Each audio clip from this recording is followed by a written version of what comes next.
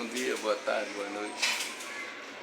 Estou mais uma vez aqui no desafio de pregar a palavra de Deus.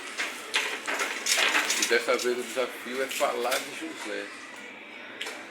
Eu me deparei com a história de José, eu tive que analisar, avaliar, apreciar. E ficar me pensando, o que era que chamou mais a minha atenção.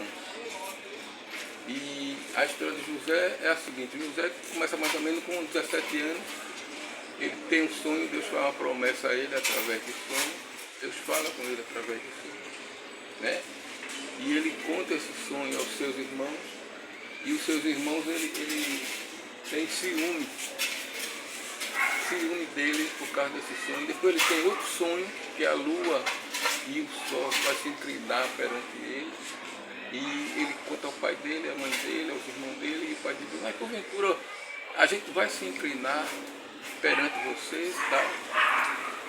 E os irmãos ficam com ciúme, ficam odiando ele por causa desse sonho, né? E é muito interessante que José ele vai fugir vamos dizer assim, as normas, porque José era o menor. E o pai dele amava ele porque ele era o filho da velhice, era o filho que ele teve já no fim, né? Ele não era o primogênito, vamos dizer assim.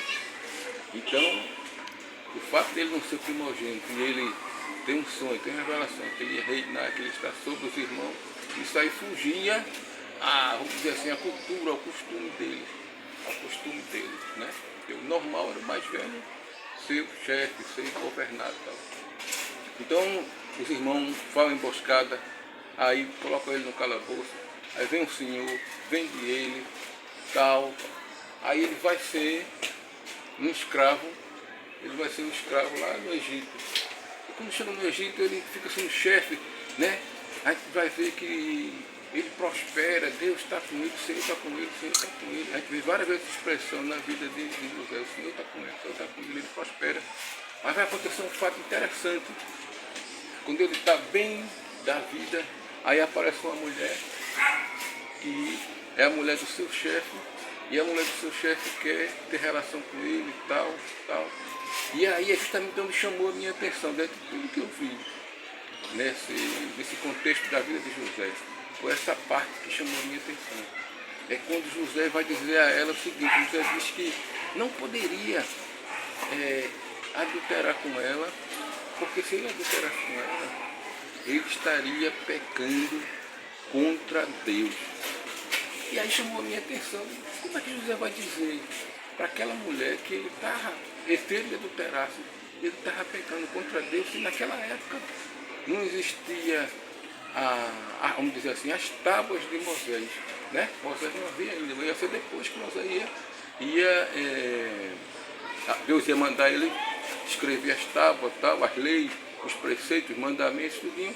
Mas só que José vai dizer isso para a mulher. E essa parte chamou a minha atenção. E aí eu comecei a analisar, avaliar, apreciar o contexto, né, da história de José.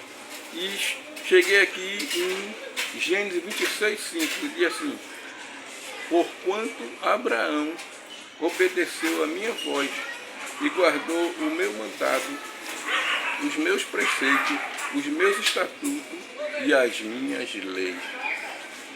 Quer dizer que de fato José estava certo. Não existia as tábuas de Moisés, as leis escritas, mas existia a lei moral. Deus já havia, através de Abraão, já exposto, né, as suas leis, os seus mandatos, os seus mandamentos e os seus preceitos. Então eles sabiam que aquele fato, se ele fosse adulterado daquela mulher, que ele estaria pecando contra Deus. Porque já existia lei, não existia as tal escritas, mas já existia as determinações de Deus, já que ele tinha dito a Abraão, como nós vemos aqui em 26:5, né? E nós vemos, é muito interessante a história de José, né? Que a gente vê que Deus, como eu falei no início, Deus fala através de sonho, e Deus vai falar também. A gente vai ver aqui na história de José que Deus vai falar com o pai dele. né? Quando é para o pai dele ir lá no Egito, para inclusive encontrar com José, e Deus vai lá e fala com ele, diz Jacó. E eu achei interessante também, outro ponto que eu achei interessante é o eis-me aqui, né? Jacó, quando Deus vai falar com Jacó, Jacó diz, eis-me aqui. José também, quando o pai dele chama ele, que o pai dele chama ele para ele ir para o pasto, para encontrar os irmãos, para ver lá o rebanho e tudo. Aí José, ele com 17 anos, ele diz, eis-me aqui. Então, é uma expressão que chamou também muito a minha atenção, essa expressão, eis-me aqui. Então nós já falamos do som, já falamos do pecado, falamos da palavra, da escritura.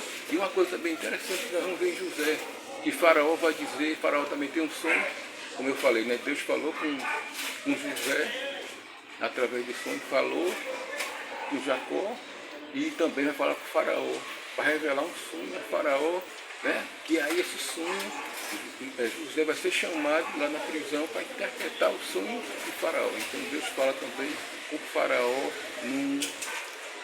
através de sonhos. E uma coisa muito interessante que a gente vai ver é que Faraó vai dizer que José, ele tem o Espírito de Deus. Nessa versão, né? Nessa versão que eu estou aqui, né? Essa tradução nessa linguagem, porque vai haver versão e linguagem que vai dizer que ele tem o Espírito dos deuses, mas porque justamente Faraó ele não tinha essa visão de Deus, né? Para ele eram os deuses, mas nessa versão minha, nessa linguagem, ele tinha o Espírito de Deus, né? Como também Davi, né? Ou seja, quem vencia, quem ajuda a vencer é o Espírito de Deus, Davi, etc. Eles profetas e eles. E eu finalizo para o vídeo ficar muito longo com essa expressão, tanto de José como do pai dele, né? Quando o pai de José vai chamar José para José ir para o pasto, ele diz, eis-me aqui. Quando Deus aparece para Jacó e fala com Jacó diz, eis-me aqui, né? E a gente vendo, finalizando, a gente vendo que essa família de Jacó era uma família que, como a gente viu, né?